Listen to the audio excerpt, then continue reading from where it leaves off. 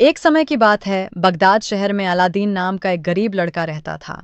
वह अपनी माँ के साथ एक छोटे से घर में रहता था। अलादीन शरारती था और अक्सर अपना समय खेल कूद में बिताता था।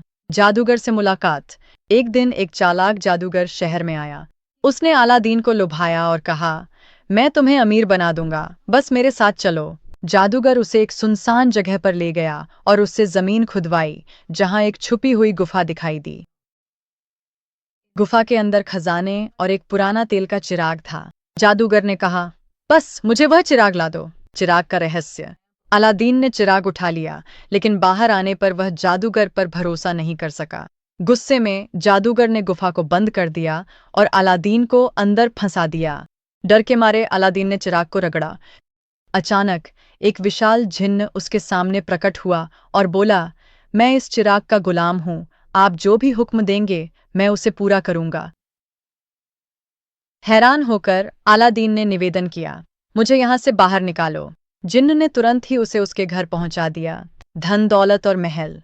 अब रहस्य समझकर अलादीन ने चिराग का इस्तेमाल करना शुरू किया। जिन्न ने उसके लिए सोने चांदी के बर्तन, हीरे और एक भव्य महल बना दिया। अलादीन गरीब से अमीर बन गया। राजकुमारी से विवाह।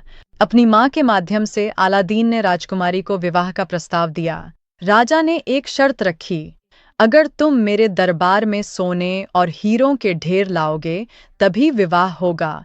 जिन्न की मदद से अलादीन ने सारी शर्तें पूरी कर दीं। राजकुमारी और अलादीन का विवाह धूमधाम से मनाया गया। जादूगर की चाल। इसी बीच जादूगर को पता चला कि अलादीन के पास अब भी चिराग है। भिखारी का वेश धारण कर वह राजकुमारी के पास गया और प्रस्ताव दिया, पुराना चिराग नए से बदल लो। राजकुमारी को चिराग की कीमत का पता नहीं था और उसने मासूमियत में उसे बदल लिया। जादूगर ने चिराग रगड़ा और जिन्न को आदेश दिया, मुझे अलादीन का महल और राजकुमारी दे दो।